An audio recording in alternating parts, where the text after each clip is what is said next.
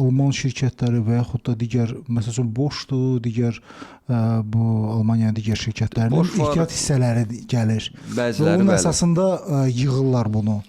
Yəni özlərinin belə deyim də bir ehtiyat hissələri kataloqu yoxdur özlərinin. Açığı bu fikirlə mən razılaşmıram. Çünki artıq belə deyim, öncəsində digər markalar, digər ölkələr Çini bəyənmirdi və Çindən çox da kalaba getmirdi, yəni əməkdaşlığa getmirdi. Amma son illərdə bax sizin dediyiniz məsələ, hal-hazırda Mercedes EQC, EQE, yəni elektrikli avtomobillərin batareyaları hamısı Çin istehsalıdır. Yəni Çinlilər tərəfindən o batareya verilir onlara.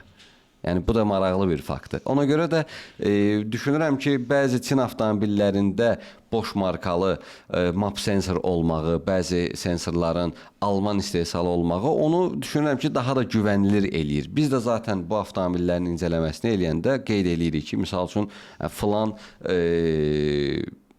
sensor filan ölkə istehsalıdır.